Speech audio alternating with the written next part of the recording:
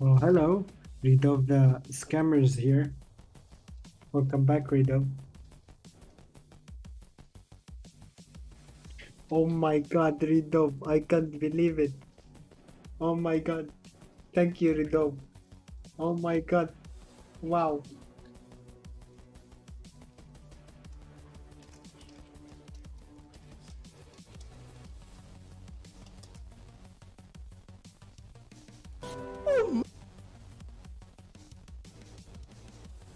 This is for you. My God! Wow! Oh my God! Oh my God! Wow! Oh my God! Oh my god.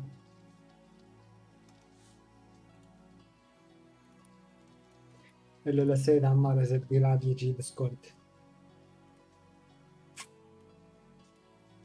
Thank you.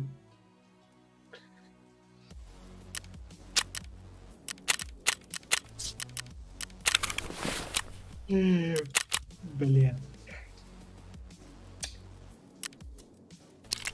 شو تريدت من رست جاي على كانت مطعز على السريمرية. بوي.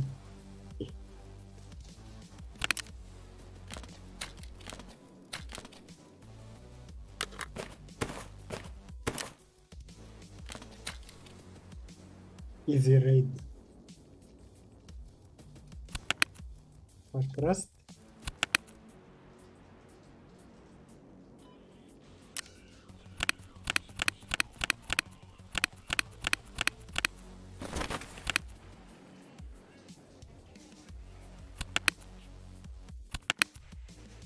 Only بليان.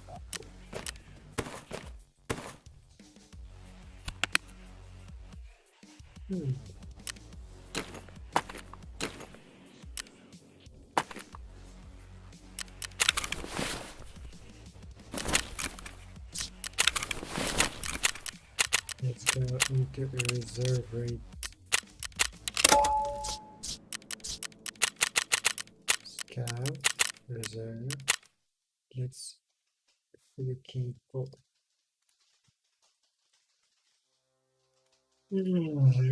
Crap.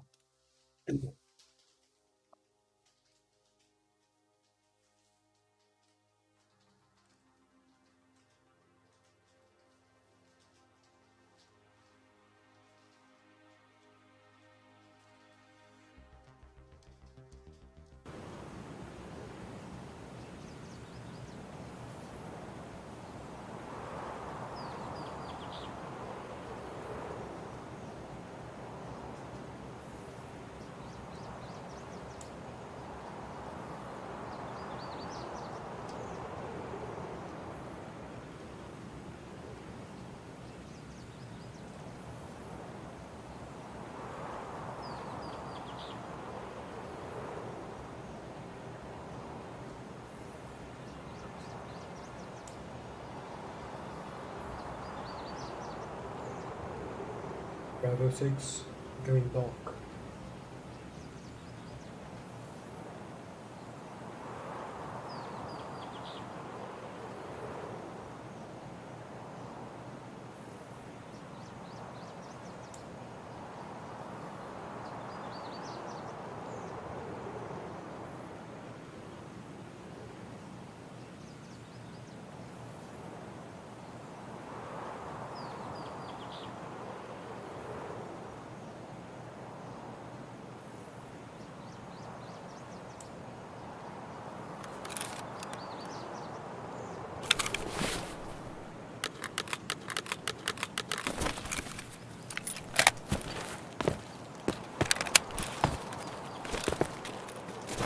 Depotic, pneumatic door.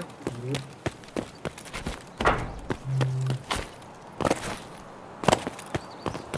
We're 15 minutes into the raid.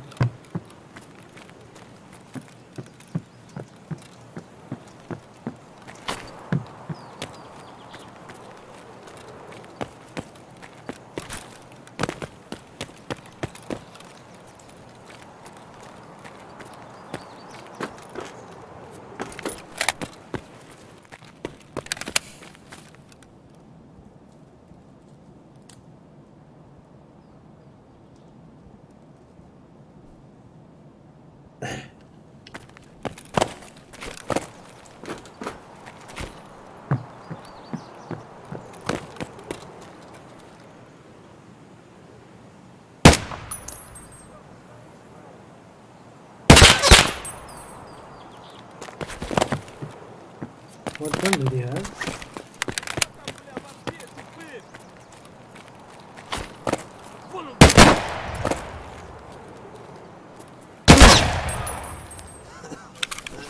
Oh no.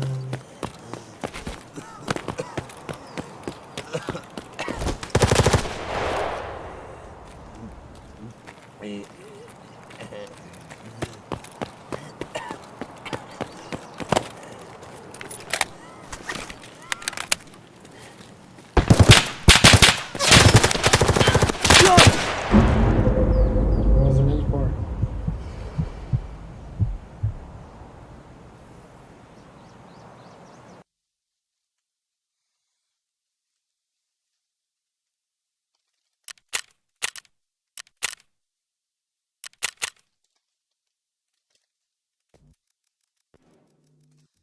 Yeah, I wanted to watch something from yesterday. 1 second. I think it was.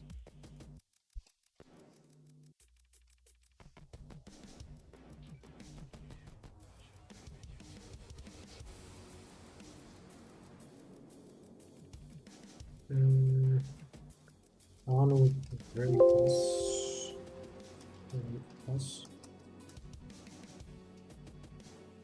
Punishing aspect of death. The more time we get in a raid, experiencing the parts of the game that most of us love, the better. Every minute spent outside of raids is like waiting in line for a roller coaster. Do you ever spend like your entire afternoon at a theme park just to realize at the end that you waited in line for like 3 or 4 rides, each of which lasted like 45 seconds? You spent the whole day at the park where all you wanted to do was ride some rides, and you really only ended up with a few minutes of actual content that you wanted. Now, in the case of a theme park, it's kind of understandable to some degree, as there's limited seats on the ride, there's limited rides, and there's lots of folks waiting to hop on each. Now, I find myself feeling the same sort of annoyance very often when playing Tarkov, and due to the nature of game, this is amplified when, I'm already having a rough time in my raids, although in Tarkov's case, this is for less understandable reasons. Now, don't mistake what I'm saying here. I'm not asking for the experience to be made softer, less hardcore, more casual. I don't want the roller coaster that is Tarkov to go easier on me, to not be as fast or intense. I just want to reduce the amount of time that we all have to wait before we get back on to experience it again. For some time now, I've felt pretty strongly, and have tried to varying degrees of success, to advocate that some of Abu Sakar, thank you for liking your the stream. biggest Hope you quality enjoy of life watching, dude. improvements that Tarkov community would benefit from are also the ones that nobody ever talks about. They're not sexy, they're not exciting, but they are crucial to the experience that we feel when playing the game. I'm talking about the time spent before and after raids, outside of combat and survival. The stash, the hideout, the flea market, the traders. These are all places that I bet you either want to spend Oh, hello, Boom. How are you doing, man?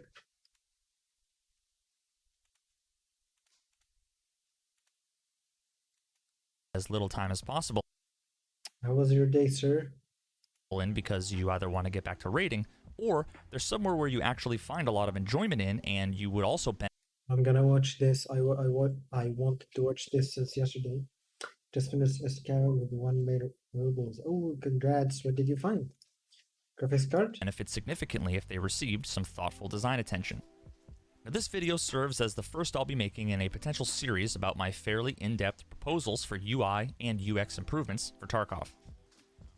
My hopes for future episodes of this series are to get into some of the history around many of the features and design decisions that exist inside of Escape from Tarkov, why they are the way they are, what was the original reasoning for them being added to the game as they are now, and then provide some constructive feedback about how they could potentially be improved. My hope here is to try to be as valuable as I can for the developers, providing additional ideas and perspective 2 Tetris and 1 GPU and some other military tips. Oh, nice. that they might not Nice. have considered, and also to help the community understand the how, what, and why behind the process of designing features and software. Depending on how this video is received, the feedback I get, and what, if anything, happens as a result, I have tons more ideas to do many more videos like this. Once you're done with the video, let me know what you think, and if you like my thoughts, spread this video and the ideas around the community.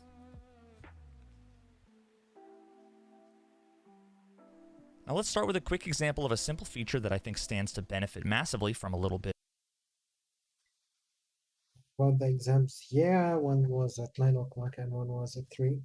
I did very good. Thank God. Thank you. bit of UX I did good.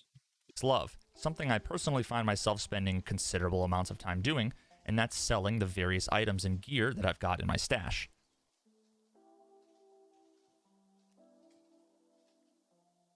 Now, of course, everyone has their own workflow, your mileage may vary, but my process when it comes to selling an item is as follows. First, I need to know if the item is worth selling on the flea market or not. Hello, Alex. What's this?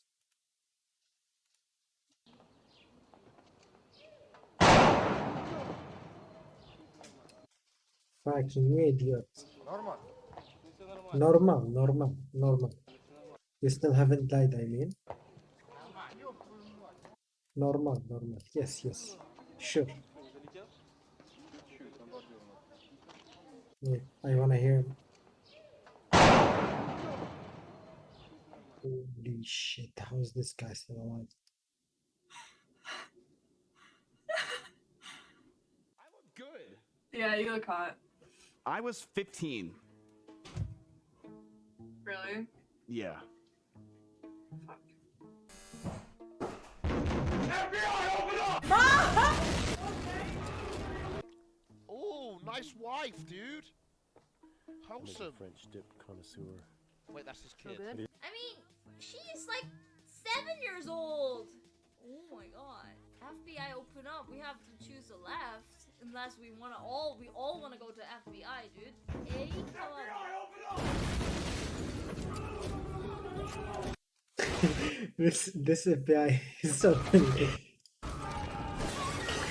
What the fuck is this guy doing? Ah! Look at this guy. Why is he smashing back at the door?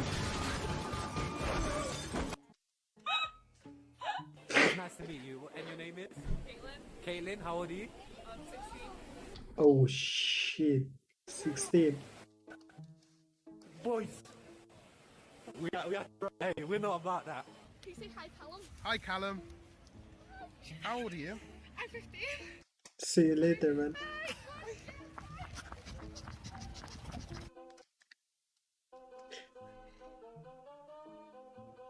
What is this?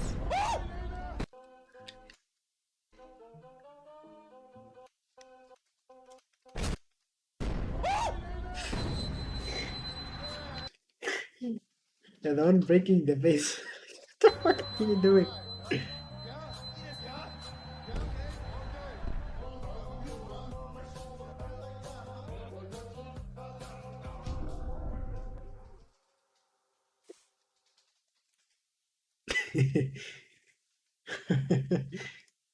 The only way to really go about this is to first check with the traders to see if any of them are willing to buy the Wait.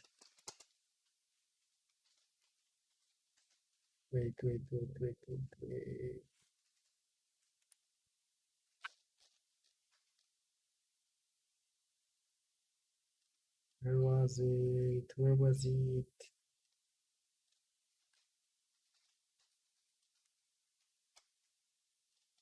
Yeah, never mind. item. So here he is talking about what could help you get more into Tarkov raids and stop wasting time into that freaking main menu with hideout and stash and stuff. Because that's a really stupid wasting thing. And who is going to pay me the most. Now, although the more you play, the easier it becomes to know which trader is going to give you the most value for certain types of items. Sometimes you want to be sure, requiring navigation to the trader menu and going through all of the different traders one by one, keeping mental notes of what they're willing to pay. Now, once you have that number in mind, you can then either go to the market and search for the item, which usually involves clearing all sorts of filters and other annoyingness with the UI, or do the more efficient but still quite awkward process of finding the item, right-clicking and selecting filtered search. That's quite common for folks to want to list. Yeah, it's actually so much time. Imagine a new guy looking for how to sell stuff and which one is better. This was just a nightmare for me when I was new to the game. Their items at some price slightly below the cheapest currently on the market to maximize their chances of a quick sale. So you can compare these prices with what the trader was willing to offer you for that item, assuming you haven't forgotten by now, But of course, the sale price is only half the story. You need to account for the listing fee, which you don't know. Now, if you want to see how much this is going to be, you then need to click the button over here to list the item, click over here and type in the price that you're looking for, and then you can see what the listing fee is going to be. Now, assuming you remember which trader is going to give you how much and how much they're going to be, then you can kind of do the math in your head to subtract the fee from the sale price, and now you can finally determine where you want to sell the item to get the most amount of money. Now, of course, if at this point you decide that the trader is either going to give you the most amount of money or the difference isn't significant enough, so maybe you'd much rather get like the trader rep or something like that, you then need to go all the way back to the trader menu to do that. Now, this experience isn't exactly the most difficult in the world. I mean, we've all been doing it for a long time now, but holy hell, you can't really call it streamlined, intuitive, or user-friendly, can you? Now, let me propose an experience I'll... That's so much. That's actually so much.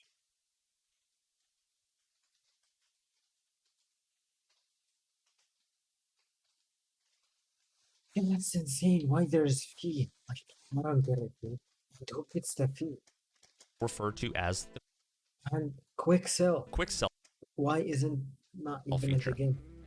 Imagine you're in your stash and you right-click any sellable item and choose the sell option. This should bring up a dialog that lists all of the prices that each trader who's willing to buy it from you will pay for it, as well as giving you the option for selling it on the flea market. The price here would be automatically populated with some price that's less than the current cheapest price on the market, with the fee and final price displayed as well.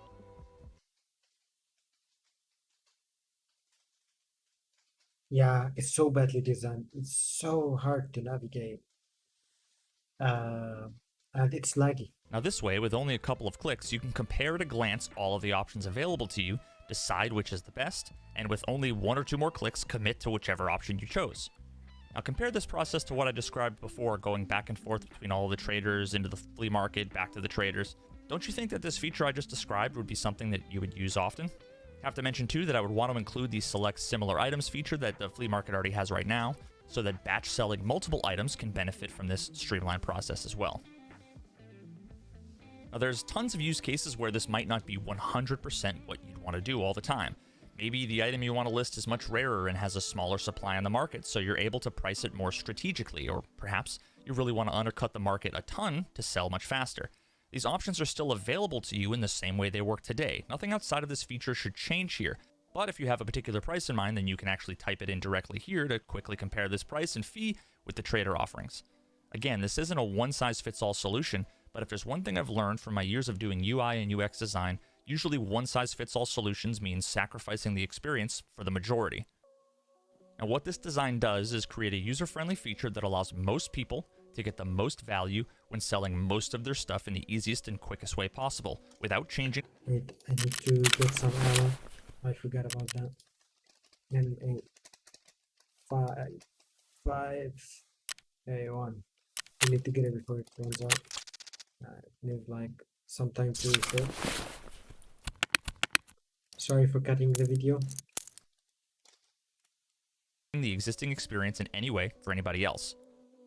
You also can't ignore that making the selling experience easier and more streamlined will likely increase the supply of items for sale at any given time, as it's less cumbersome and annoying to do, which will actually benefit buyers as well because there's going to be more supply available for sale rather than simply sitting dormant in people's stashes.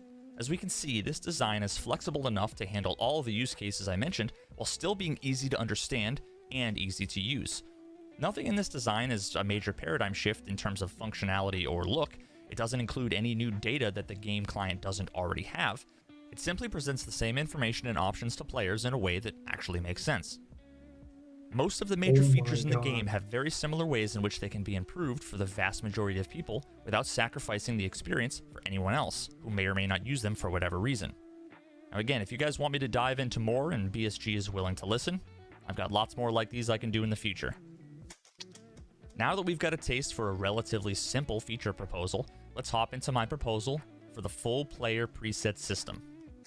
Yeah, loadouts, that would be so awesome. Let's start One click, you're ready with a gun. Another click, you're ready with a sniper. with what it is. A full player preset is the naming and saving of a full gear loadout configuration that you can quickly load in the future. Now, while it's conceptually similar to the weapon preset system, the hope is that in experience and implementation, it's going to be very different and hopefully a drastic improvement by comparison. So, what are one of these loadouts going to consist of? I think it makes the most sense to define it as all of the gear that you have with you that can be lost upon death, including other useful things like hotkeyed medical items, grenades in your pockets, magazines and rigs filled with the desired ammo, and even cosmetic items. Now note that this doesn't include anything in your character's protected slots, i.e. your protector case and its contents, the compass, or melee weapon. Now to explain why, let me outline some of the requirements I started with and the major considerations that came to mind during this design process. What I want to do here is introduce as few new screens and UI elements as possible. Similar to the quick sell feature I discussed Can already see how you would need to upgrade the word. before, I mean, if EA implemented it, you would get the first one for free, then you get the second one with the DLC, and the third one is for like 20 or maybe 15 euros, and the last one maybe upcoming in the want design. to design something that streamlines At least they are giving us a non-real money the most common use case for the biggest impact for for what they try the most amount of people, while still allowing the same functionality that people are used to today. The ultimate goal here is to get you back into raids as fast as possible, to keep you immersed in the gameplay and maximize your time raiding. The most common use case for this feature is getting into a raid after you've died, the time where we typically have to go through the process of building the kit we want. Now let's briefly go through the process as it exists today to see how long it typically takes for an average player to gear up, how many clicks it consists of, that sort of thing.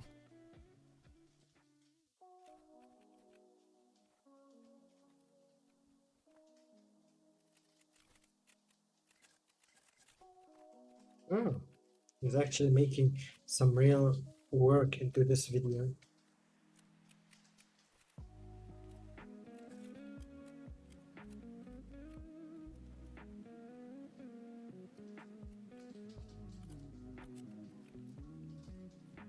He have a click counter. Alright, so that was a holy recording I pulled shit. Holy shit. 156. from earlier today when I did a raid. Wasn't trying to be particularly fast, just sort of the average gear up time. Now, the double clicks I did to open up cases and containers and stuff like that, I actually counted as single clicks. Now, although I managed to survive slightly longer from earlier today.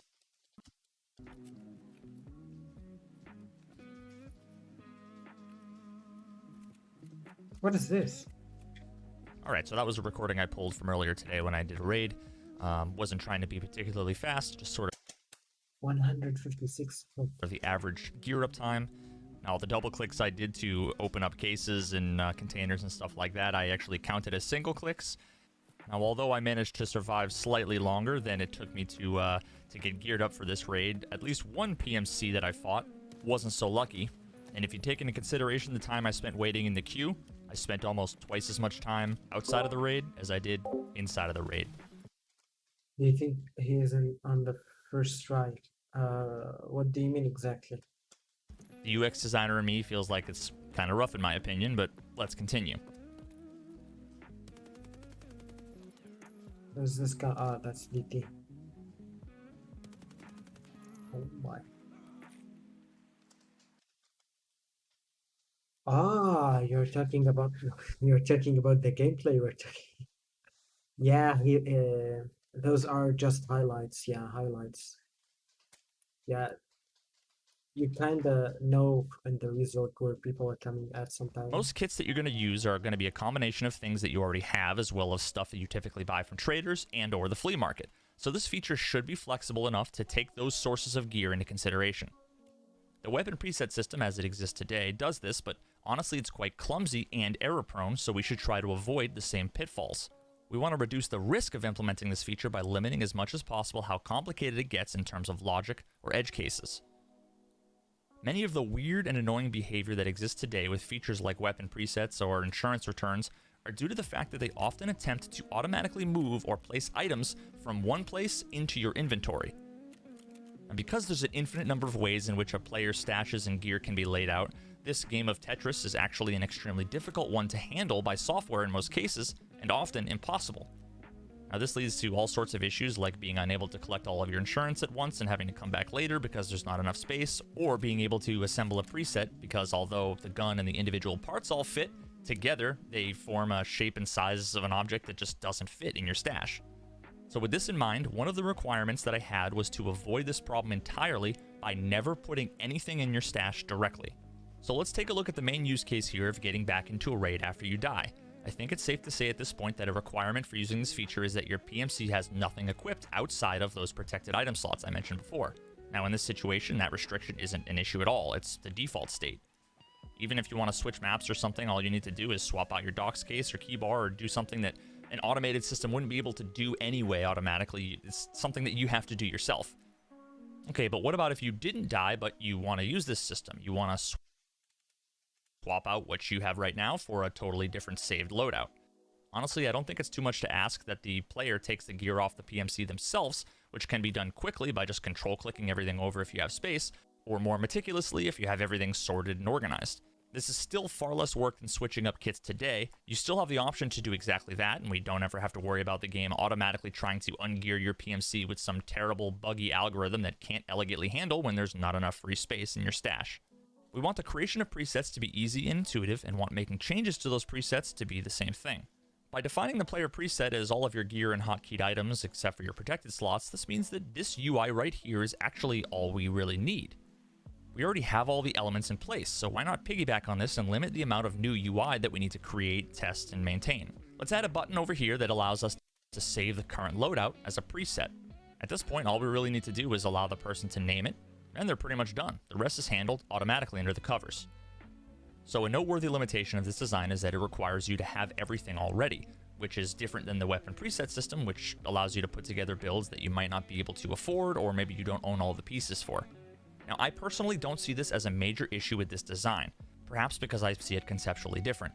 Most players know what loadouts they like to use most of the time, and as it stands today, they need to go and buy and build these loadouts every single raid anyway. So what the system aims to do is not necessarily replace the current process of getting geared up. If you want to continue to do it every time like you do today, by all means, I don't want to change that. If you want to run 1,000 raids with your favorite 4 gear sets, you only need to gear up 4 times, saving each as a preset, and then the other 996 times you can get into raids without all of the other bullshit in the way. Now, if that doesn't sound like value to you, I'm actually surprised you've watched this far into the video. Now, given that there's potentially a lot of data here for any given loadout, all of the items Imagine Tarkov,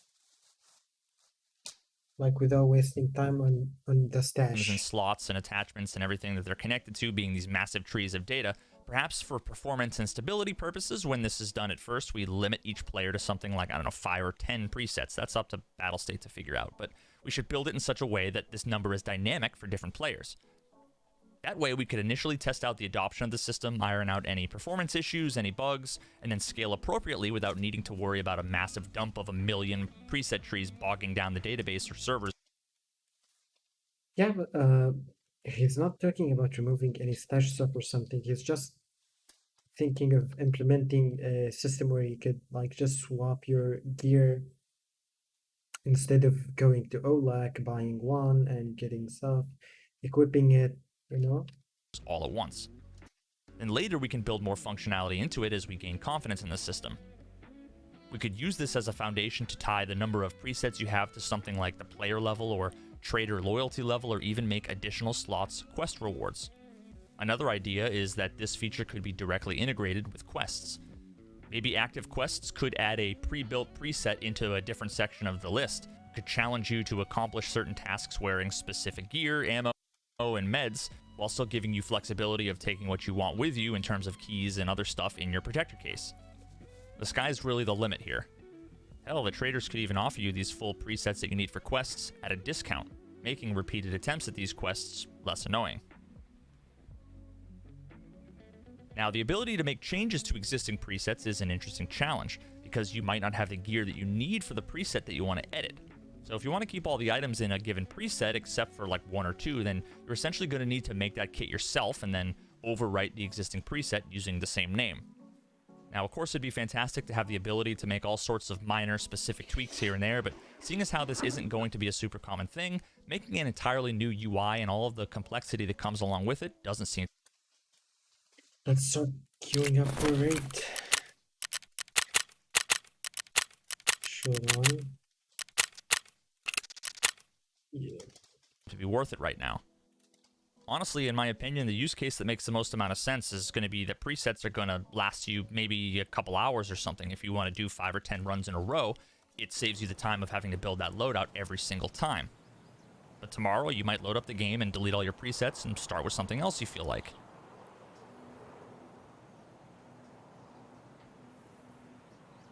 He drew up that guy. Now, this implementation also works for partial presets, loadouts in which you don't define everything, but maybe only partial things that you're going to use common amongst different kits. Maybe you always find yourself running the same He doinked him. armor, headphones, and backpack and rig, but want to mix up the guns or ammo you run. All you need to do is fill up those slots, save the preset, and voila, you're good to go. All you need to do is load up the preset, and then choose the gun and ammo that you want. It gets you like 98% of the way there with not a whole lot of extra work. Alright, so now that I've shown how easy and flexible creating the player preset can be, let's look at the process of using them once they're set up. On your character screen near the Save Loadout button I showed before, there's an Equip Loadout button. Now this button is going to be enabled under 2 conditions. First, if you have loadouts saved, and second, if your character doesn't have any items equipped in any of the slots other than the protected slots as outlined before. Now, if you hover over the button when it's disabled, it should give you some context telling you why it's disabled so that you can fix it. Now, if the button is enabled and you press it, a familiar dialog could be shown that lists all of the saved presets, as well as including a text box. That's what I imagine when I say doink. To allow you to type and filter if you have a decently sized list of presets and want to find a specific one as fast as possible. Now, selecting an option and pressing open brings us to the final step, and admittedly the most challenging one. Now, there's a couple different design strategies we can go with here.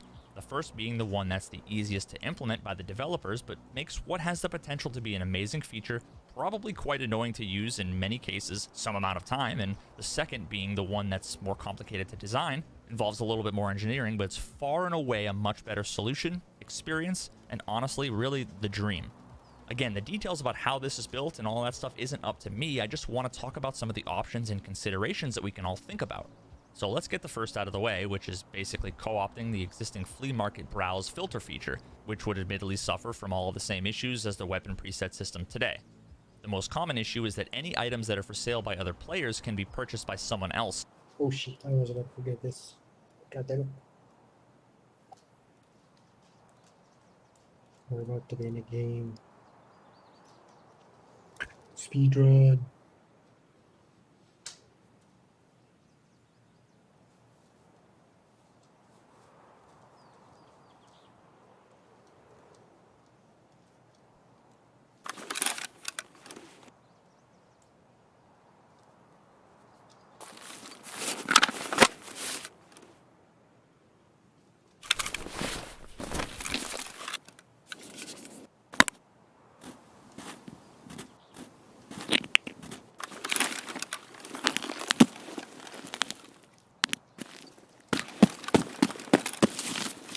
Let's go.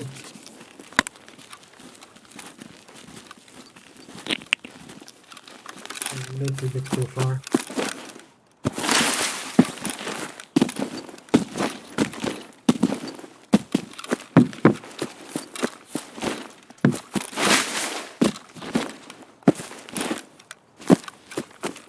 I wonder how much my endurance is. Oh, 39.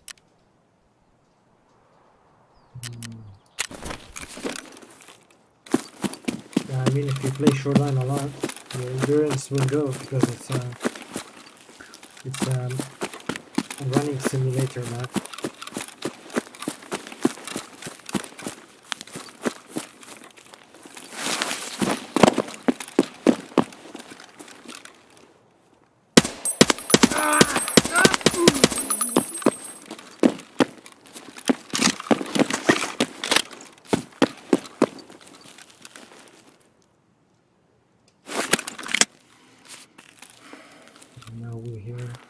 My horny character breathing.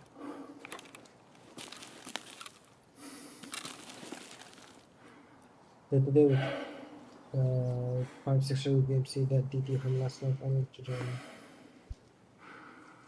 Yes. I think I. Damn it.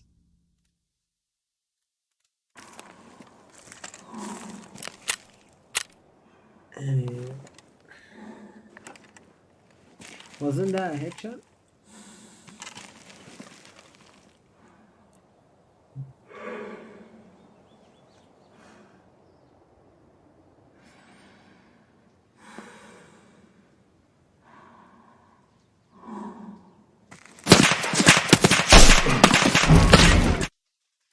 I got dunked in the head.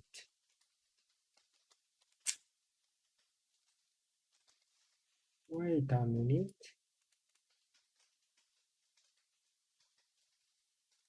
Wait, Zico TV.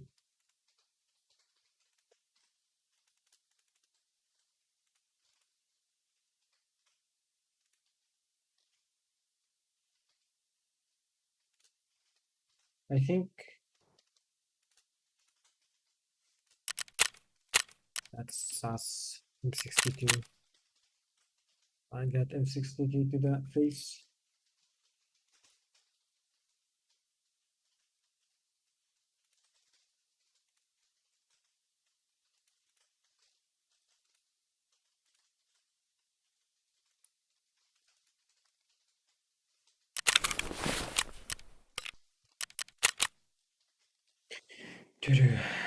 I don't know which info was that, but thank God it's back to me.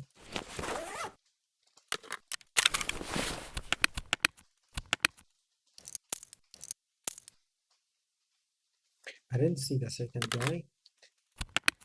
Whatever, I did.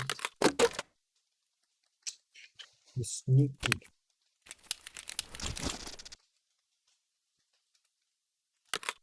Key.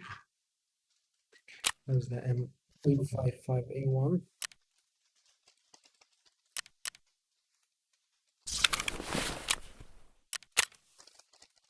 No.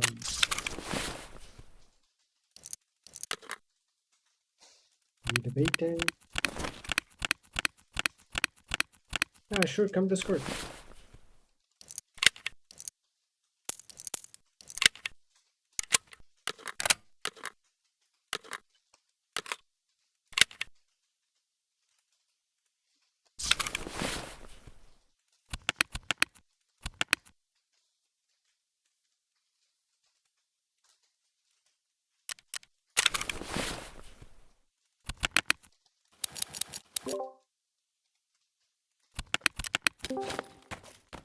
Hello?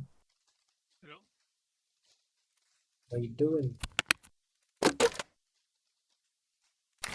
you. And that guy was invisible. Yeah.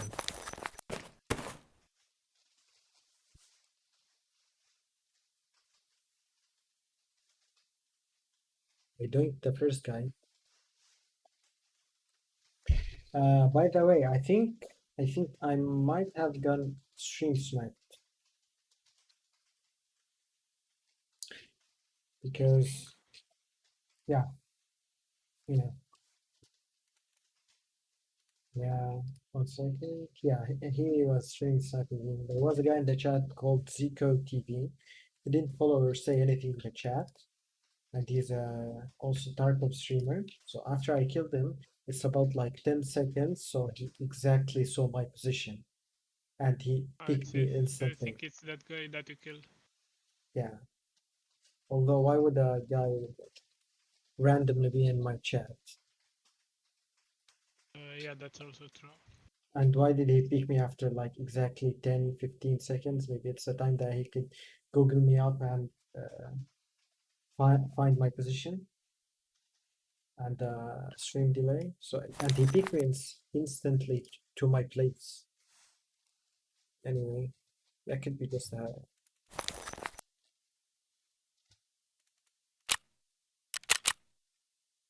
got a point.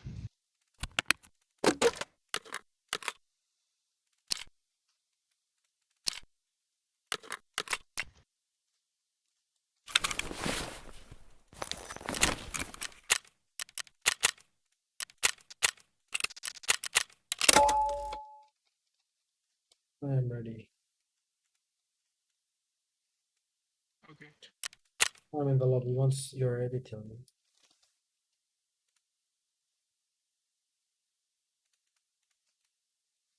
Between the time that it's listed at an option and the time that you click Do you purchase want me all, to go which has the suppressed? potential Do you what? Do you want me to put a suppressor on my gun? Go suppressed. Yeah, would be good. If not possible, then whatever. Sure. Whatever you're happy with.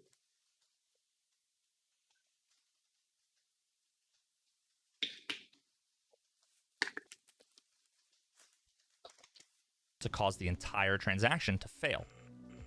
By the time the list reloads and you go through ensuring that all of the prices are acceptable again and you hit purchase, it happens all over again. You're essentially forced to spam hitting F5 and then click and then confirm without actually giving enough time to make sure you're not getting scammed by ridiculously overpriced flea market items. So a few other issues that are worth mentioning is that the fact that this list doesn't include the items you already own, which would otherwise give you important context about the entire preset as a whole. A bunch of bugs exist that prevents items that should be available from traders to not be available for some reason in this UI, and the more complex items like guns and the complex tree of attachments that they come with are bought with parts that might be extra or unwanted.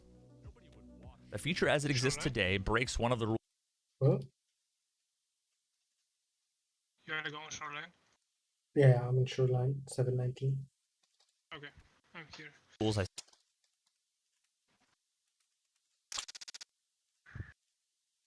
I've invited you. Hmm? I have invited you. I'm not receiving anything. Okay. I'm gonna back off. I'll come back. A second. Shoreline. Wait. I forgot to take painkillers. My bad.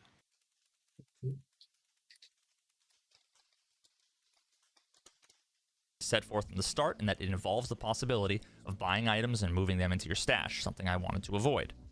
Now, using this as it is could be done with a bit of tweaking, and there are a few awkward use cases that make it a bit weird, but it's at least an option to keep in mind.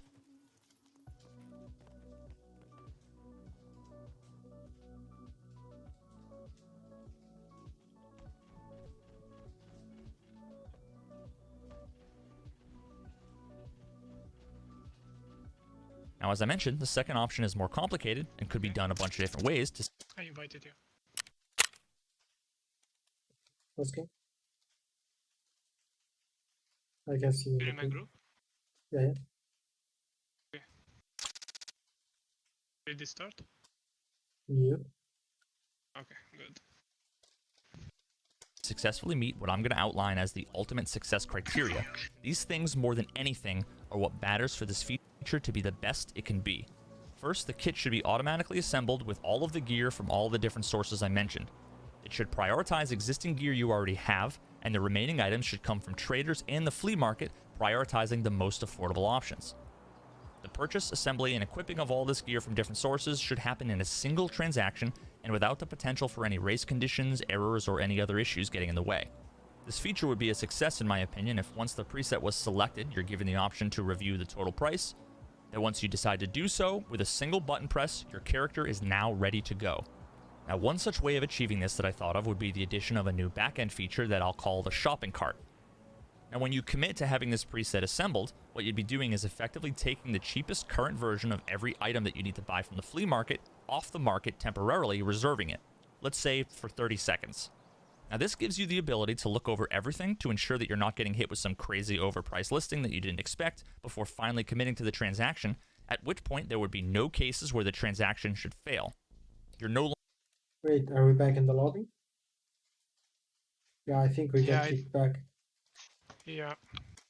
longer in a race against anybody else to click buy. Now, if you wait longer than the 30 seconds, if you go to purchase, then yeah, sure, you'll get hit with an error. But otherwise, once the transaction is complete, The system should automatically assemble everything as outlined in your preset, and your character should be fully loaded with everything ready to go. Yep. It's always necessary to pay careful attention when you build features like this, as any API that affects the availability of items on a flea market has the potential to be abused, so they're probably going to want to do smart protections like rate limits or even CAPTCHAs to prevent this from becoming a problem. We should be thinking about this feature as a service, perhaps as if we're paying Skier to source, purchase, and gather all of these desired items for us. With this in mind, once you choose a preset and commit to wanting to build it, this should be similar to having him go off and begin to do his thing, something that he would be quite angry at you for telling him never mind partway through. Perhaps attaching a non-refundable 50% deposit on every flea market item in your build might work. You'd lose the deposit if you cancel the transaction without building the preset, with the item being relisted and maybe 25% going to the seller and 25% going to Skier. But if you continue with the purchase, your deposit is going to be applied to the total transaction. Of course, we're going to want to design this in such a way that prevents people from accidentally losing deposits or losing them because of any other issues with the design, like maybe the only options that were available to them were ridiculously overpriced and they don't want to or can't afford to pay. I have lots of other ideas about not only other challenges they'd face building this feature, but also tons of ideas on how to creatively solve them. If Nikita shows interest in building these features similar to how I've outlined, I'd be happy to share these thoughts with them and the devs, but I don't really see much reason in getting into all of the nitty-gritty of that right now. Now, before we finish up, I want to suggest one more set of related changes that would be amazing as well, and that's the flow of getting into a raid once you're geared up. This is another example of something that most people do the exact same way thousands and thousands of times over and over and over again, with no difference. If there's something that the majority of people do basically every time without difference, then Okay, we're back again to the lobby. Let me invite you this time. I see no reason to make that process automatic, the default, not requiring them to do those things every time, but instead put the onus of the extra. Should we maybe restart the game? No, I don't think so. I'll invite you this time. Okay.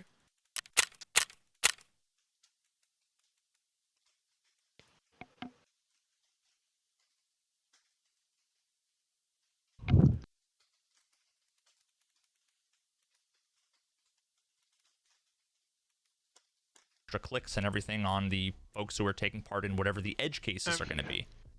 99% of the raids that I go into, I want to be fully healed, fully hydrated, energized, I want my armor to be repaired, and I want to have all of my gear insured.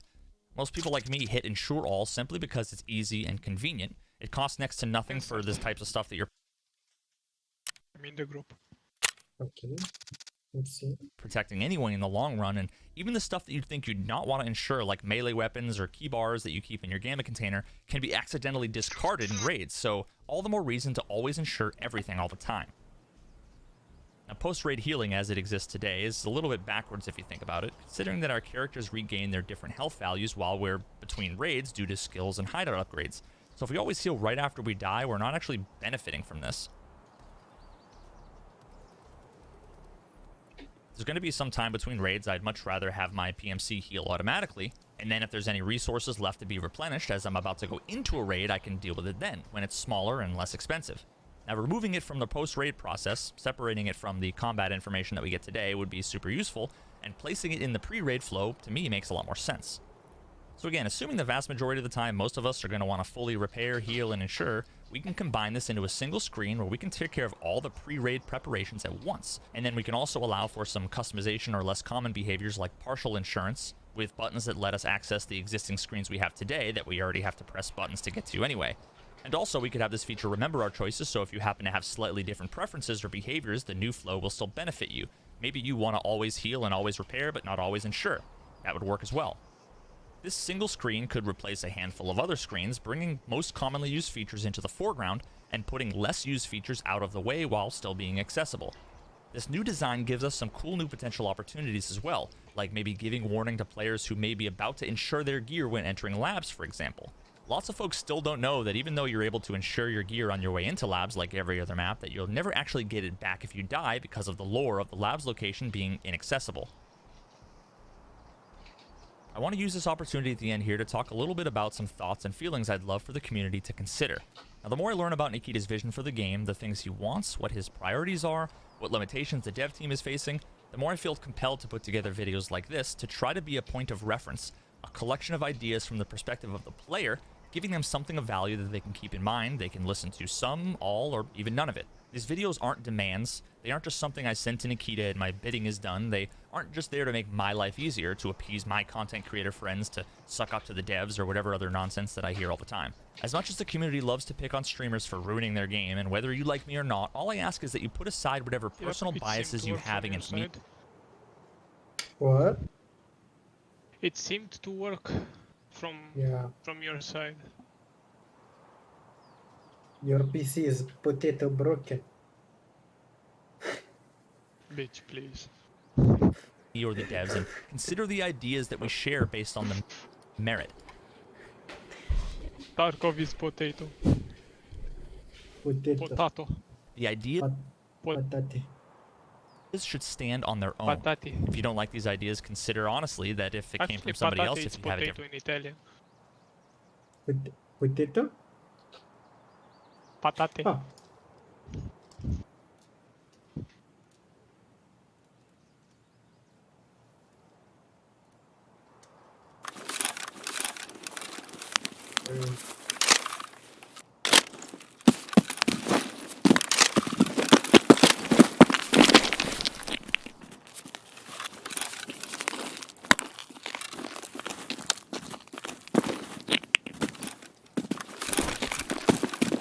No, a little bit to the left.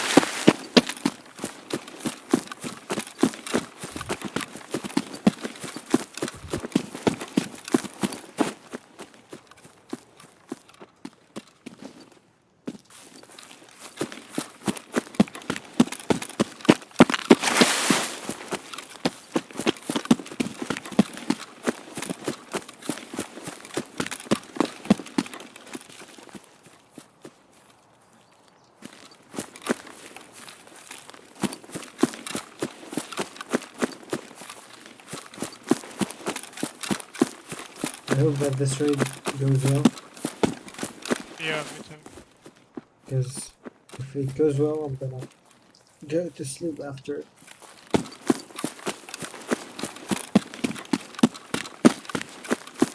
Now that would be an extra short stream.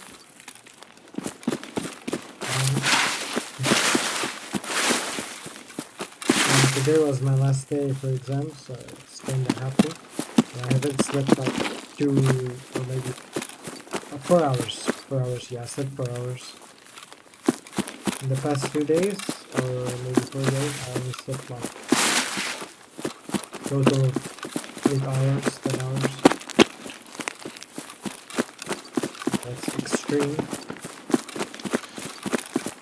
All I can say is that been there, done that.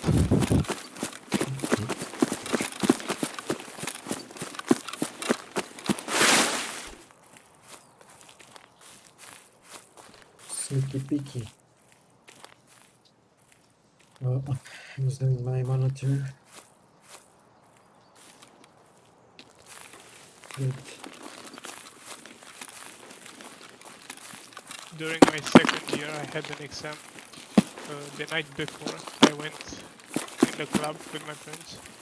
I came home at 6 in the morning, and at 7:30 I had the exam. I didn't even sleep. I took a shower and just waited for it. Wasn't you drunk? Yeah. What I type even of passed it. I even passed it with 860. Holy shit.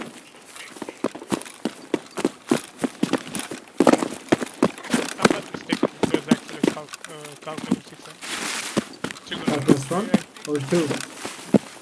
1 or I 2? don't It's know 2, exactly. because in second year you don't get calculus 1. Yeah, I don't know exactly how it's called in English. Wait, you can go through No, no. You can look.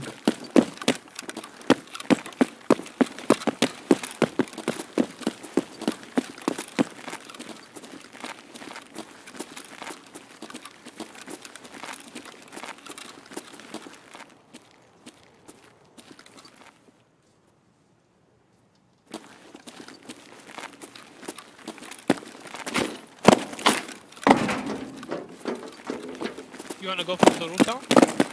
Let's check the direction. Seems to be clear for now.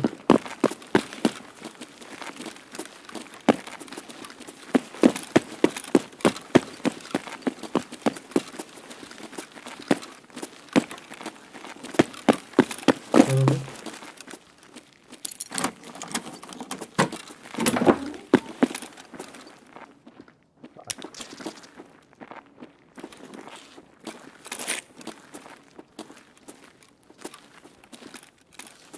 Only one stick?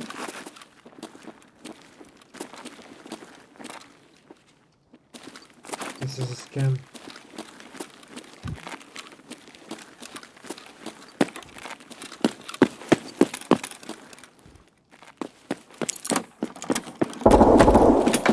Ooh.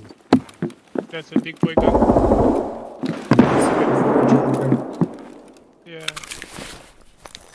That's in the other building, right? Yeah. Okay, let's head on for come with me. Let's head on for the admin building. Or maybe wait. Let's go up top the roof. 2, 3, and 4. Perfect. I have a quest there. I need to find the antenna. Okay. It's in the other building, not this one. Oh. That's okay. Okay.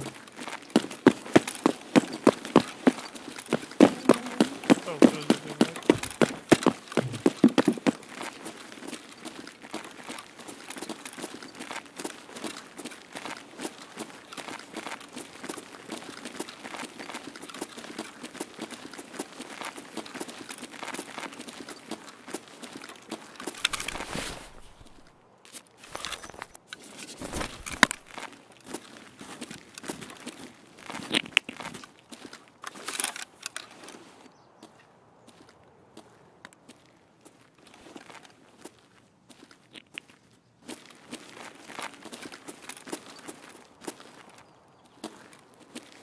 That's the dome from reserve, right?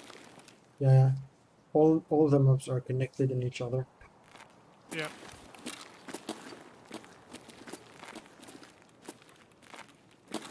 Was it coming from admin? I'm not sure. It sounded like it came from that building, just ahead of us. That one. Yeah. I see him. Move. I died. Oh, fuck. I Just died. send it for. Oh, no, I'm good. What the fuck? I'm dead. What the fuck? Oh, I think he picked me from the roof. I think Did there I were kill two him? guys. Yeah, there were 2 guys. He was exactly in the other. Oh, he didn't die. I Red wish he was didn't move in 7 to front of 9. me. I hurted you Yeah. so bad. He was in front of us also at the other building on top. Fuck. He I killed got me I got 7 with and a 1 to the head. Mosin or something. I got killed by an SNB round. Yeah. There was also. Do you know the third floor? There was one guy at up top of the bridge behind the. Yeah, It's I the saw M4 where you guy. shoot. Yeah, I saw where you were shooting, yeah. and but That's one. there was Yeah. also guy on the building on the right. That's why I looked that way. There was another guy with SVD. That's the guy that killed me and you. SVD. Yeah. He was I think on top of the building because when I go prone top of the thing, he still managed to headshot me. So he must be at Yeah. the same level of me. Yeah. Fuck, that was bad idea.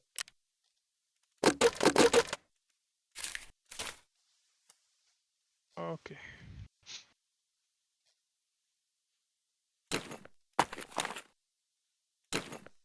I'm going semi. I'm taking some medium budget gun to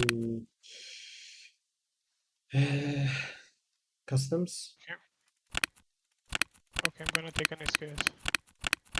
Okay. Do you know the VPO? I think you saw me using it earlier. The VPO? Yeah. Yeah, I know it.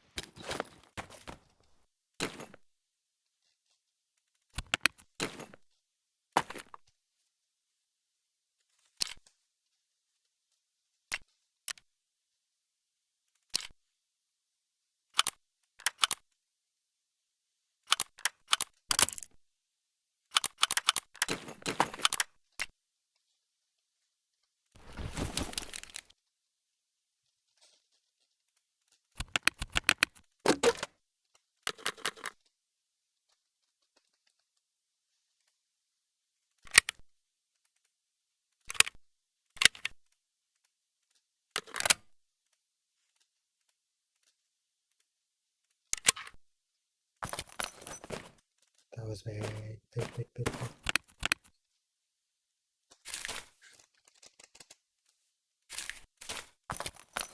Well, I kind of hope that it goes well. Apparently, it's not. It You wanna? happens.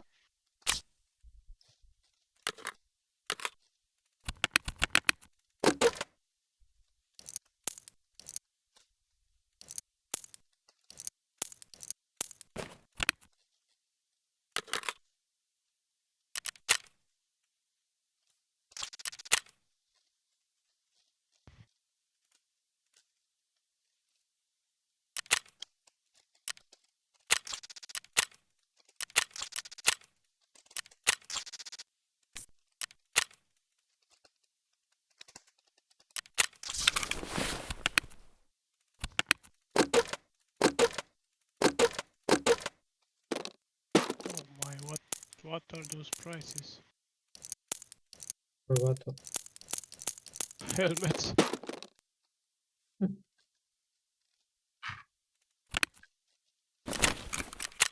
What? We're going customs, okay? Yeah.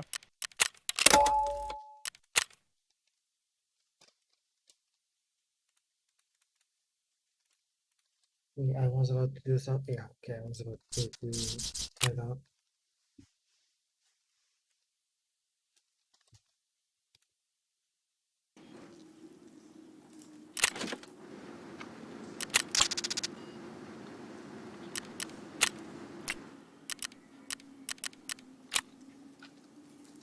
You know what? I actually got it.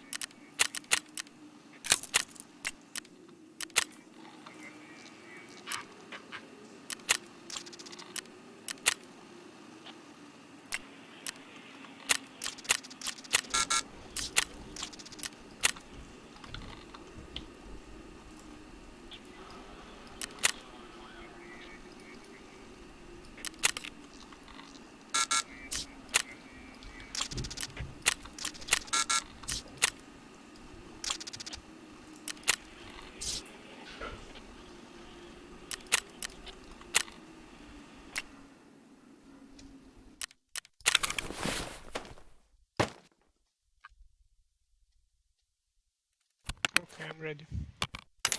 Okay.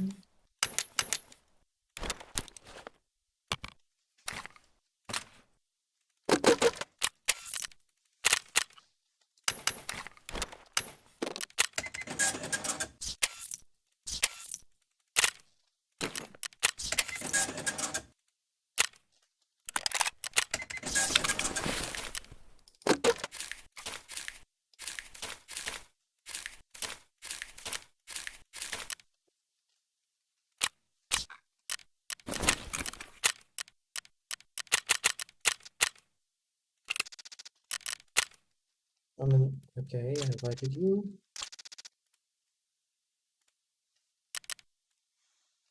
Oh, What? you're thick. Are you sure?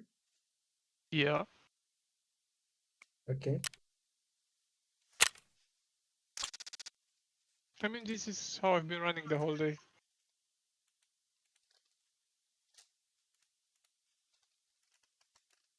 So you have overcome that gear fear. I never had gear fear. That's nice. I overcame a gear fear last season, last wipe.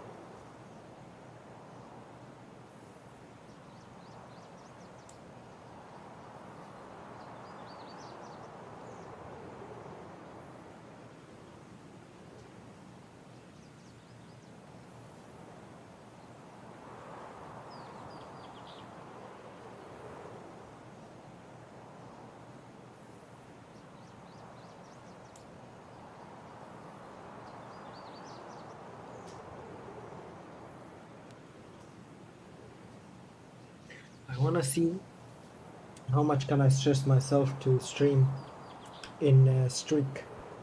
I think it's been 1 month streak, every day stream. At least 1 or 2 hours. At least 2 hours. I think it's been a month. Congrats. But I Thank think you.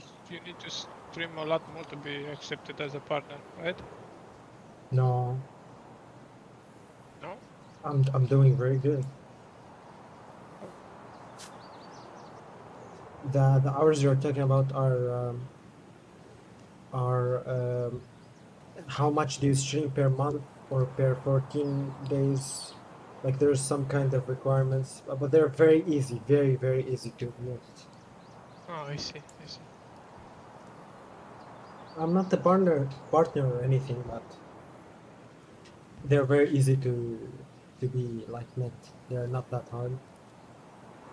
Yeah. Are you aiming to be a partner or you're I just think streaming I'm. for I the fun think of it? I don't think that I'm going to uh, sign up for a partner for Twitch because it will prevent me from multi-streaming, and I'm not looking for that. And Twitch partner, I don't think that it has a huge benefits.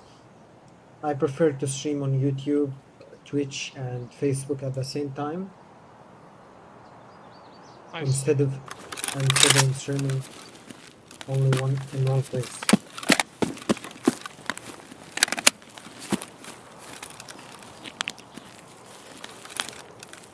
Wait here, don't pick your head. Actually got the quest on this side. Nice. Which one? I just I have to drop the gold watch in the cabins near the trailer.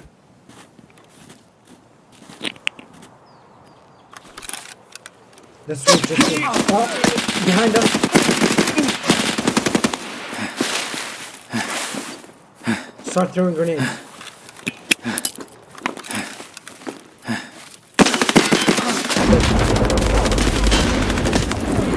I killed one. There's one guy in the You trailer. died? Yeah, I'm dead.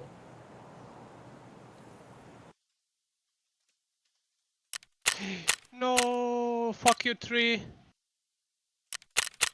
Yeah, we got. How many guys were there? I think 3. Not sure. Ah, he got me too.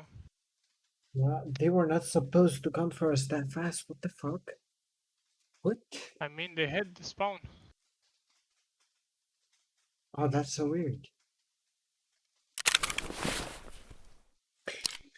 We got doinked. No, I got sprayed. We got straight up fucked.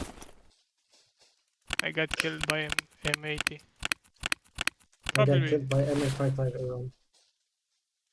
DT or something. I killed the guy that killed you. By the train.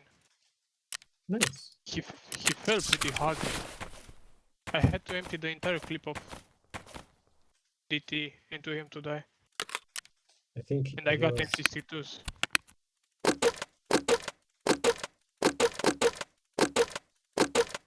Yeah, we should have moved from there. This very rarely happens.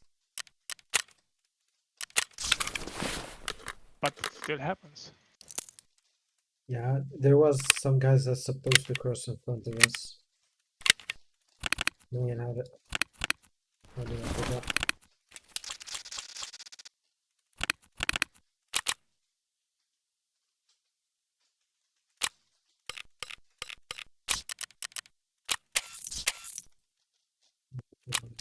Contacts.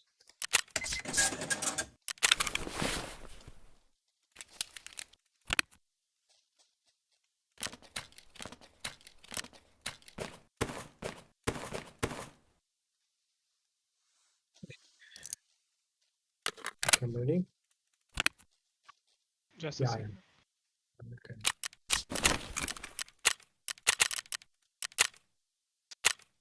Oh no, you lost a very expensive kit. Oh my god. Dude, it's okay. Did you even get to shoot with it? What? Did you even get to shoot with it? Yeah, I told you I've been using that gun all day. Okay. Perspective. The ideas that I propose and have always proposed, contrary to what the loudest contingent in the community thinks, are aimed at improving Okay, the this game for helmet everyone. sucks. Not myself, not just full-time streamers, not just casuals, not tryhards. It's for the benefit of all of the players and their intended experience The that only I've thing I learned from regret is Nikita. that I lost the mission. I need to go back to dorms and pick up that freaking watch. Really? Yeah. But it's okay. Oh no. I can do it anytime. Himself. Now, not only that, but my recommendations and ideas almost always consider the engineering challenges and trade-offs in the process, something, honestly, you'll struggle to find in any random Reddit post, theory crafting video from other content creators, or angry rant on Twitter tagging BSG. The experience of the game, things like navigating the menus, preparing yourself between raids, navigating the market, the hideout, making these experiences more user-friendly, thoughtful, and streamlined, are going to make the game less annoying, buggy, and confusing, and that's a good thing. The hardcore combat survival experience stops when you open up a settings menu and want Customs to again? toggle a feature on, or What? Where do you wanna go? Customs again? Okay. Oh, we haven't we haven't done anything.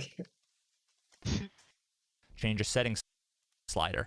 There shouldn't be any RNG or punishment when trying to navigate confusing UI. You shouldn't be scared to navigate to the market in fear of accidentally losing something extremely valuable because of a misclick or a poorly placed button without a confirmation dialog.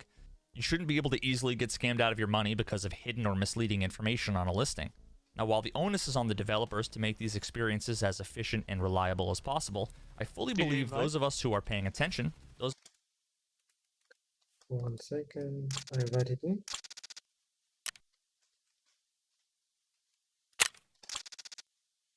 Let's go. of us who care for the future of the game and who have good ideas that they want to share should help as much as we can in funneling these ideas to them in a productive I way. wonder what spawn they had. They had the one near the bridge. Thank you guys a ton for sticking around this long. I really do Yeah, appreciate but you the letting me dude be was honest inside the train. and real with you. So I'm thinking they appreciate- came from inside the big red. No, Maybe they had.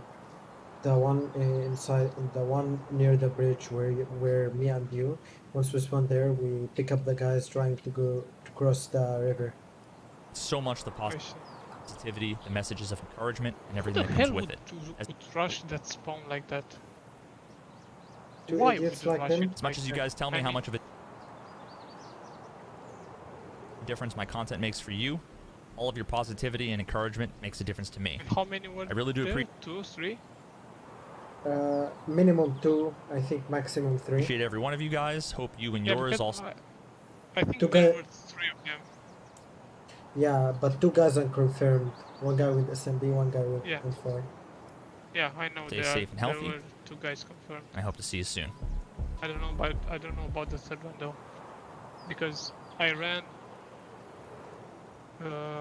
towards the bridge, and I could see a purple laser behind me, and then I got killed from a guy in front of me.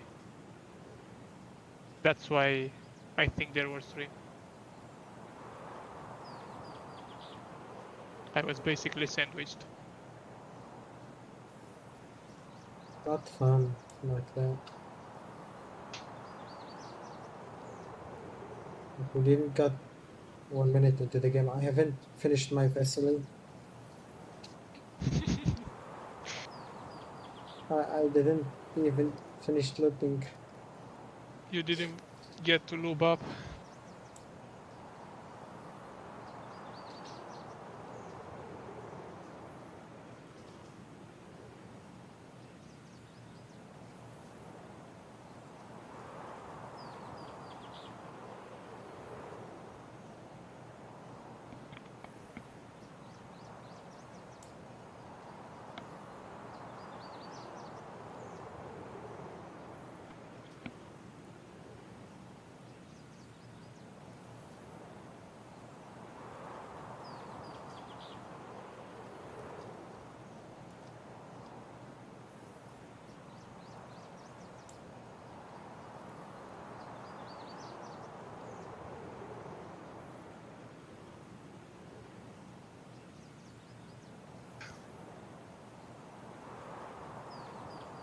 I think this is the last one for me. Me too.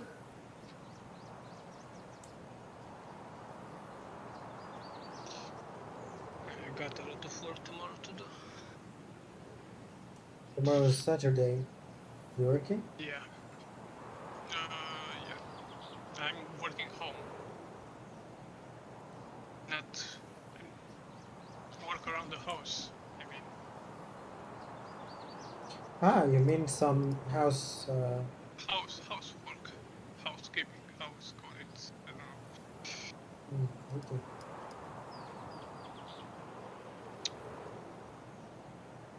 The maids are coming to do some cleaning before the.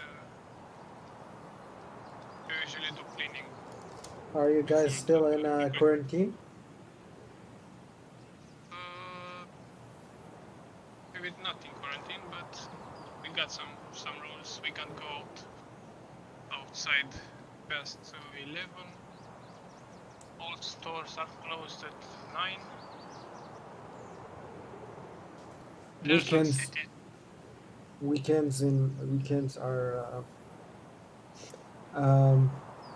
It's banned to go outside. You have like only one option if you wanna buy some necessary stuff from 10 to 5, only for food stuff and things like 10 to 5. Not Otherwise, you can't go anywhere. we're and not every restricted day- like that. What? We are not restricted like that. It's good. Yeah, they crossed the left. Fuck. I saw him crossing. Wait.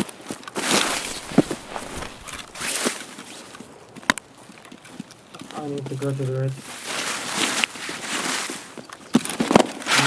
secret or?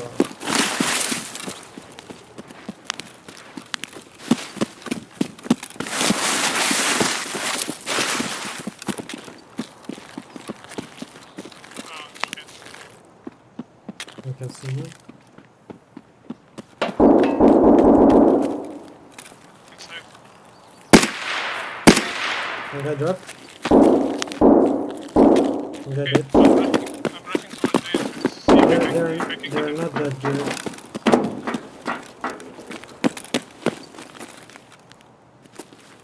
There's one more in front of us. He was shooting at them also. I can't seem to find him.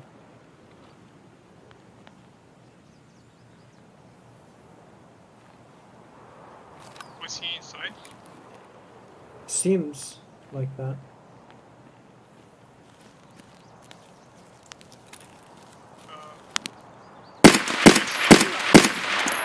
There's one guy behind the container. 226.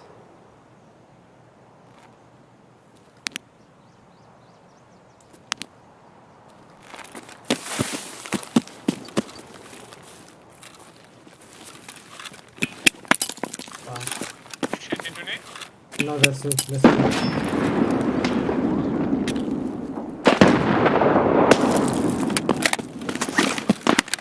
There's one more in front and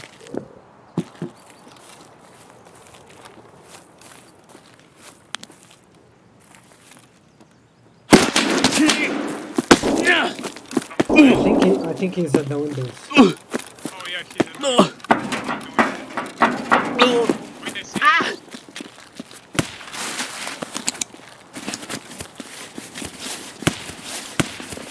I forgot to get my ammunition. I blinked him. Nice.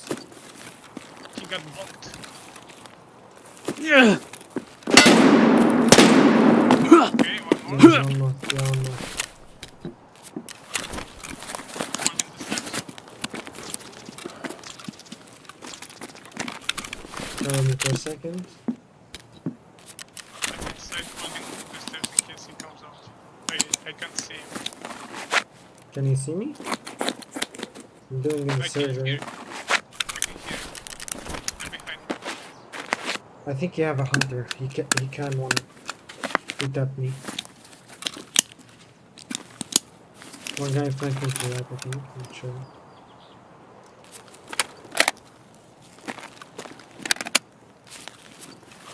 Which windows did you shot actually?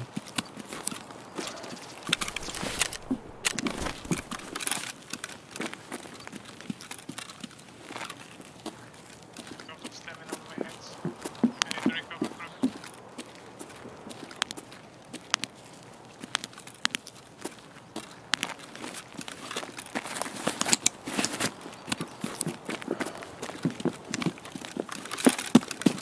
Pushing from left. Oh, that's a fucking. Watch out, watch out, watch out. Good peek. That's SBD. No joke with that. That's one tap.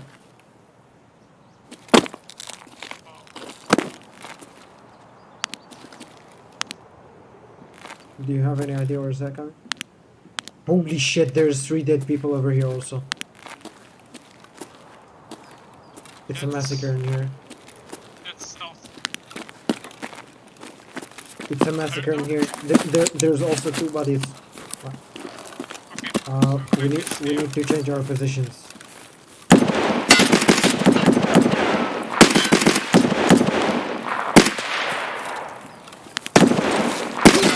Oh, I'm dead. What the fuck? I was behind the wall. He was flanking to the left.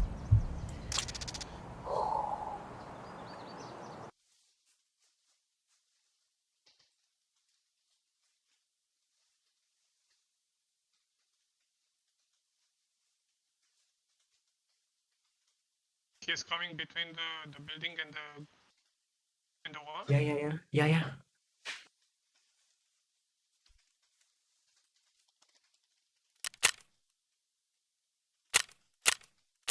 I think he's the last guy. How did he manage to get out without me seeing him on the stairs? He can come from I don't know. I had a perfect angle on the stairs. Unless he went down just when my stamina ran out. Or maybe jumped. Oh, you can't jump that without breaking your legs.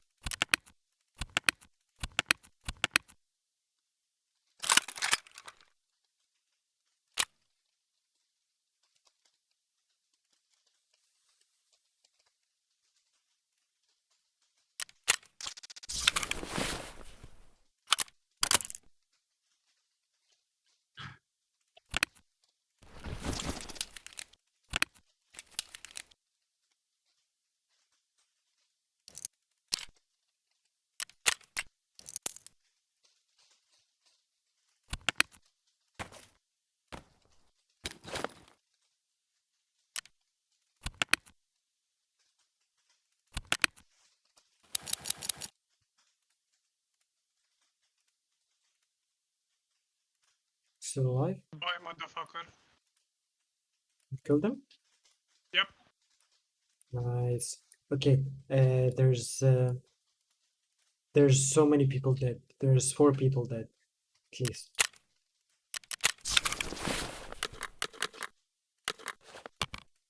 There's guys literally at the entrance behind the box. 2 guys. I think they're very good.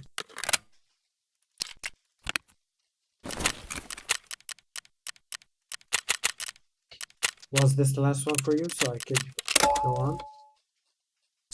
Yeah, it's the last one for me. Okay, so I'll go alone. I'm gonna go hide their stuff. Okay, thank you.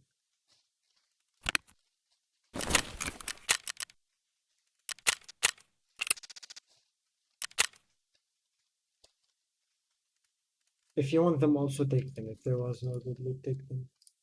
Use them. I'm gonna take your ammo though. You're not gonna get it back anyway. Yeah. But don't expose yourself. First go loot the other guys, because they maybe have a lot of other good stuff. I should be fine. Okay, nice. So I killed 2. Shh. There was...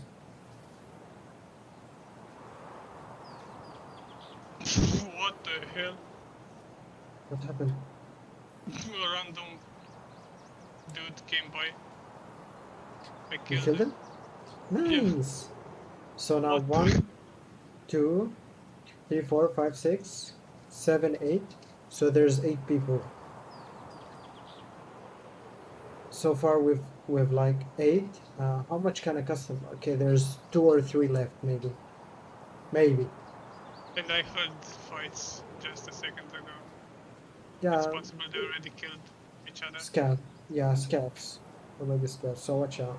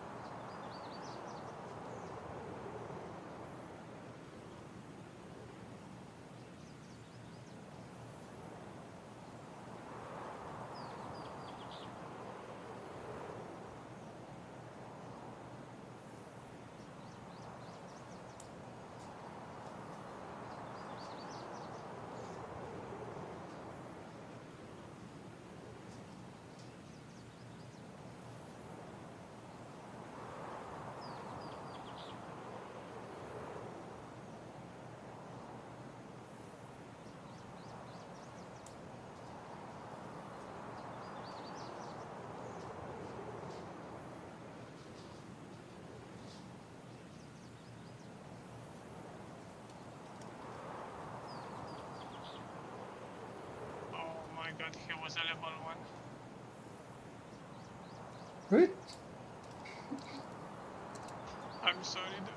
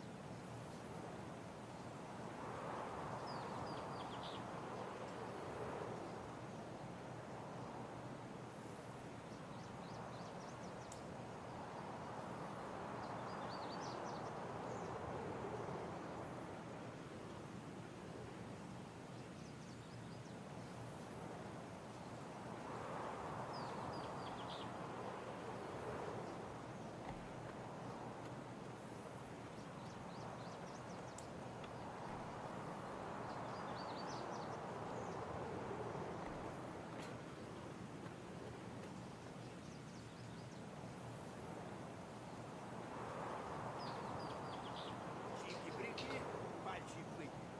Я толкнулся и в продуктовый.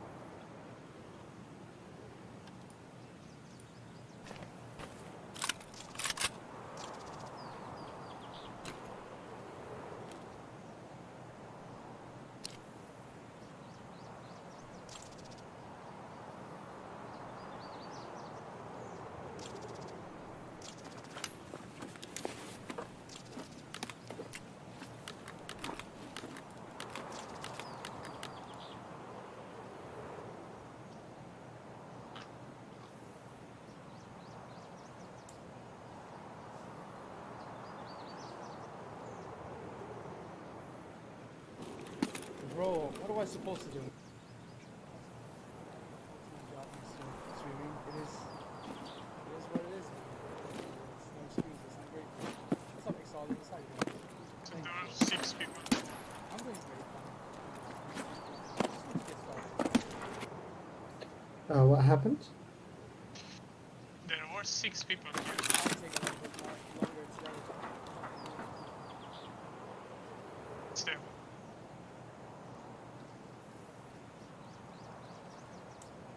8. Oh, 7.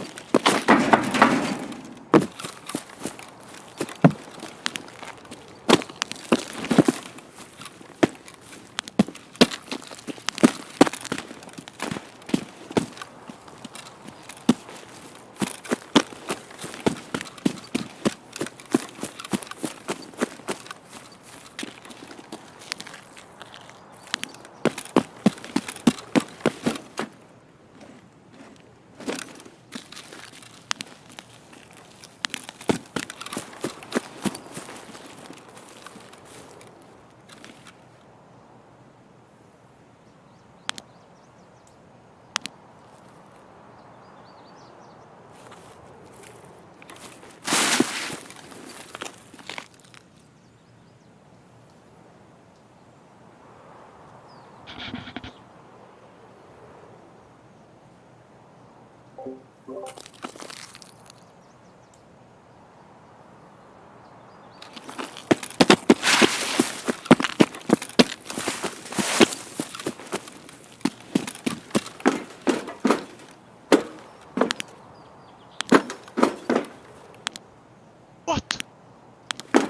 What happened? I got killed. Who? The fucking scav from the tower. Oh my. He one-shot me. Headlights. No.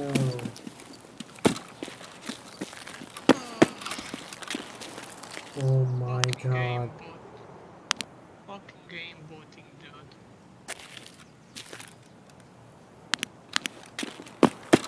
I can't believe I got one tap by the fucking scav. Yeah, that happened to me like yesterday. With Overlook. The fuck, dude.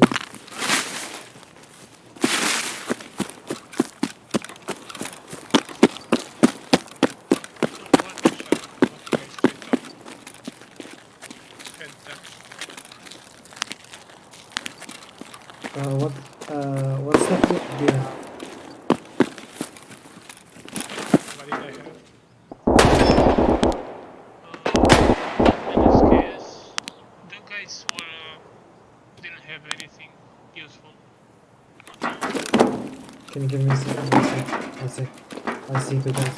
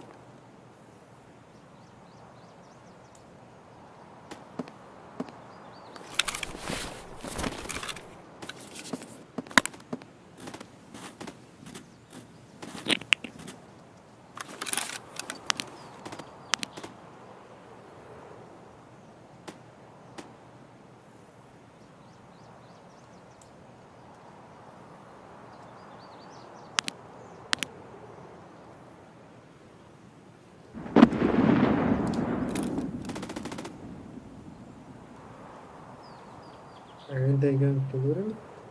Or not? What?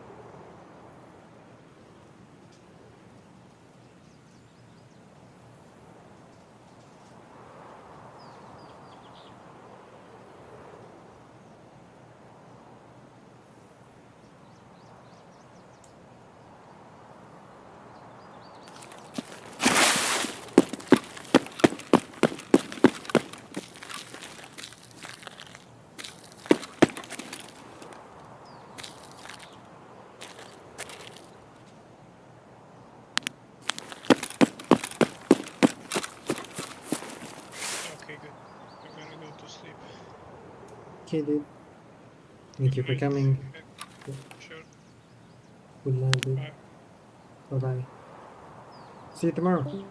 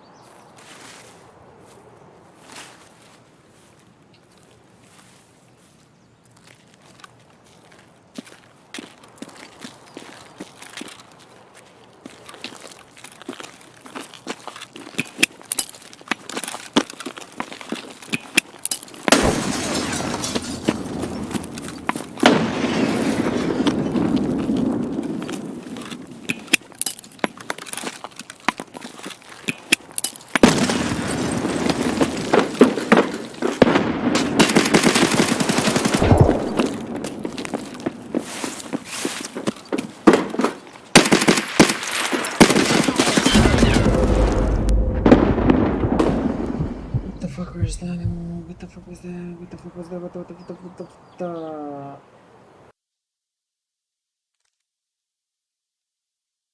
I had yours. Seriously?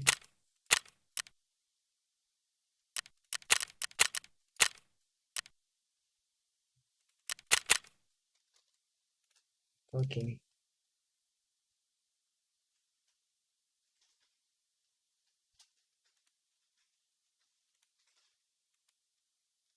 I thought they were two because I only saw two. So I know that there's only one guy inside, so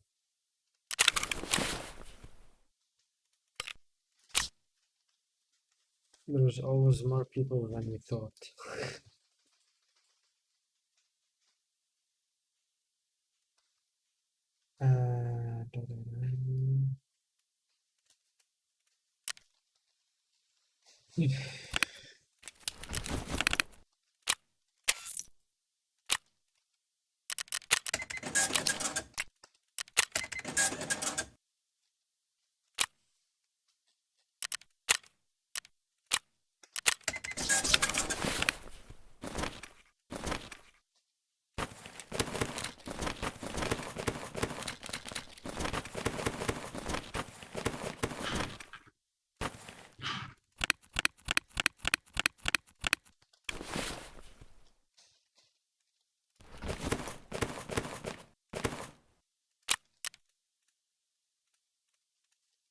VPO. Not good. Ah.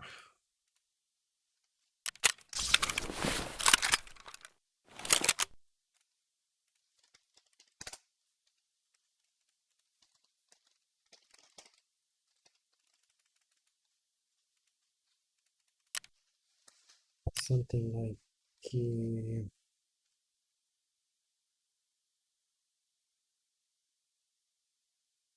might try this one.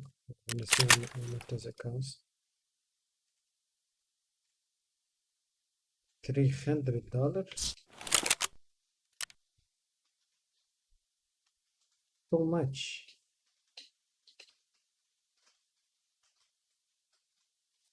And 1.4. What about this?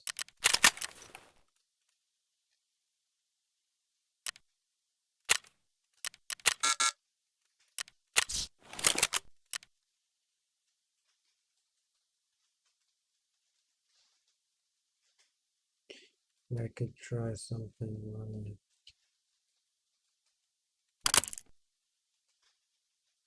I wanna try this one actually. Let's see what I can do with it. I wonder what I can do with it.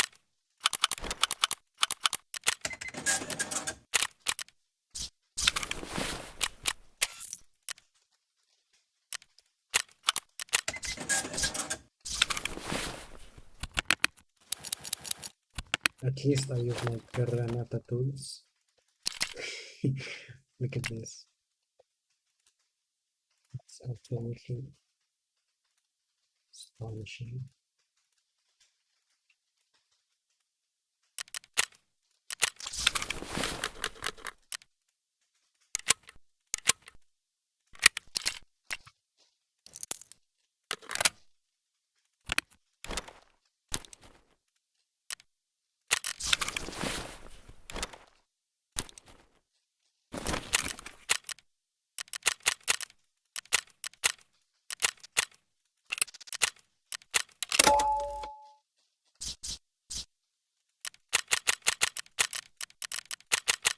Let's go reserve with the scav run, because we're not doing good on the PMC runs. But we could do some good scav runs. And while on that, let's see this one.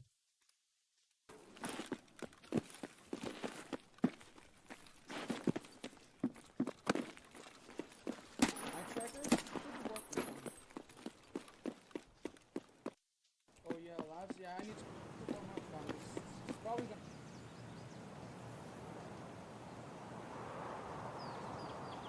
Read the Tarkov guide for new players.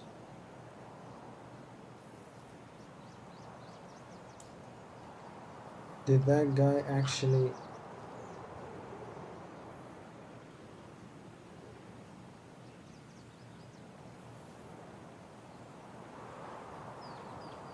Did I actually wrote a mini book?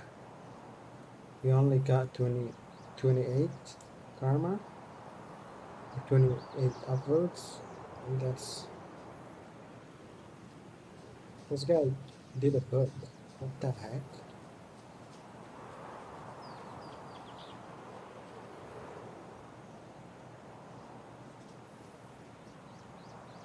Necessary to prove that Saga is a legit weapon.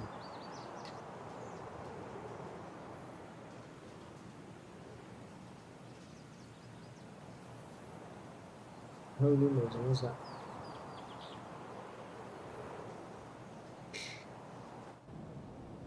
Saga 9.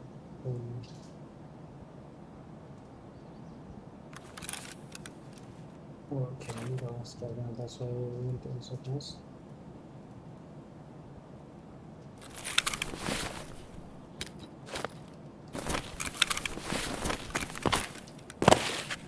Oh, 15 minutes into the road.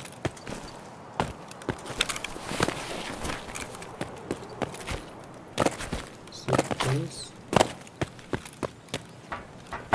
Report.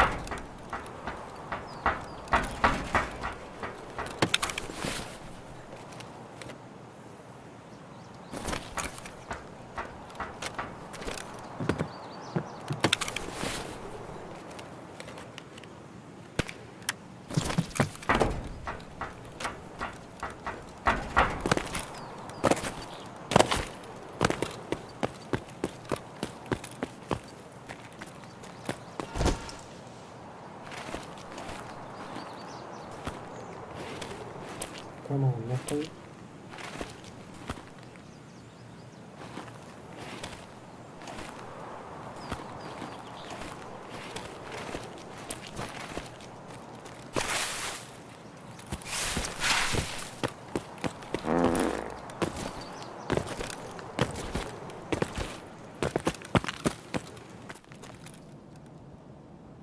Ali Said, thank you for liking the stream. Hope you enjoy watching. Come.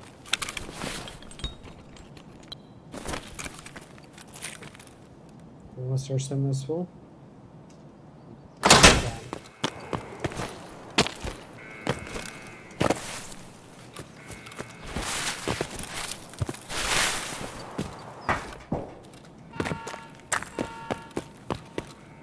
The train is leaving.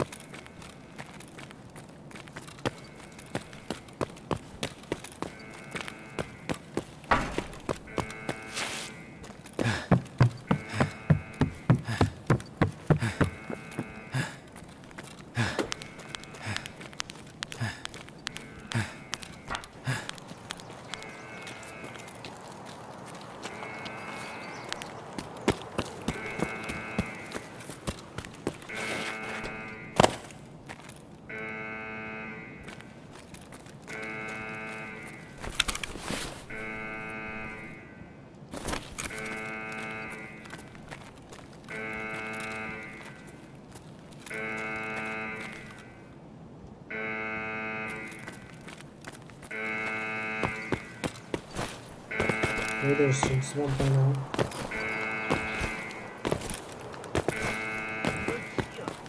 Попадос вам тут всем залетные.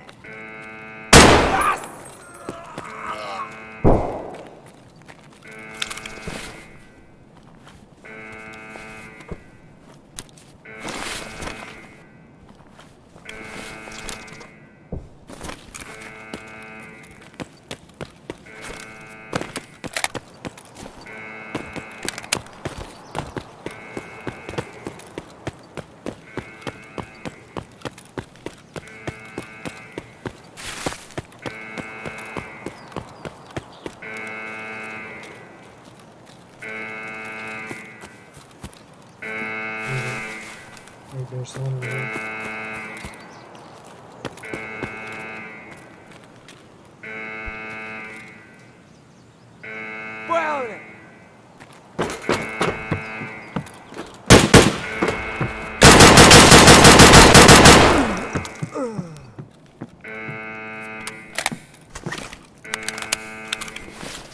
That's what we call tactical 55.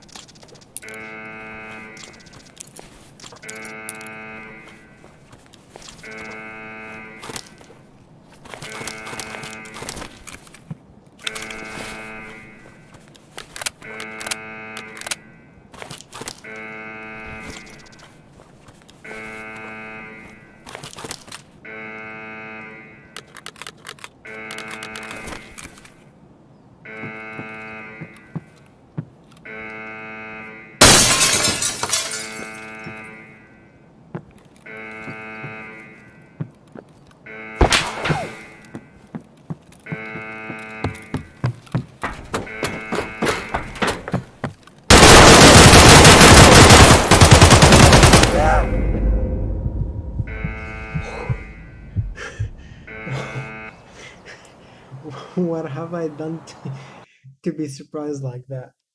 Oh my god. Holy shit. Holy shit, what have I done?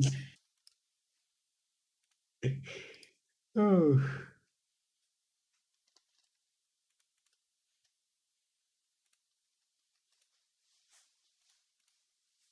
that was scary. There was two guys inside down there, just holding their breath, waiting for something to happen.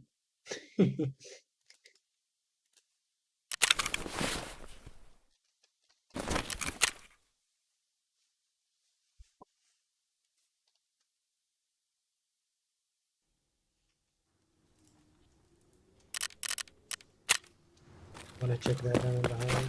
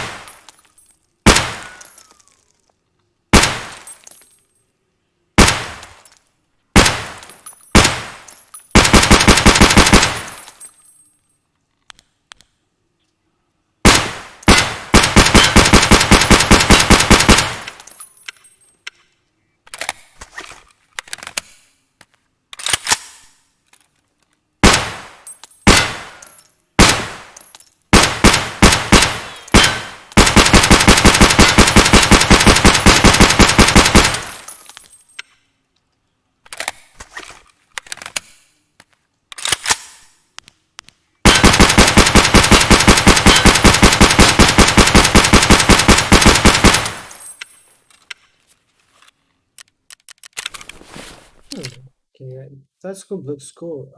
The only thing is that it's very big, unbelievably big.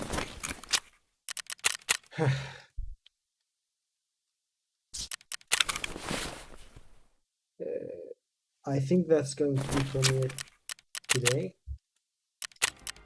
Thank you guys so much for watching. Stay safe, take care, and I'll see you guys tomorrow. Bye bye, everyone.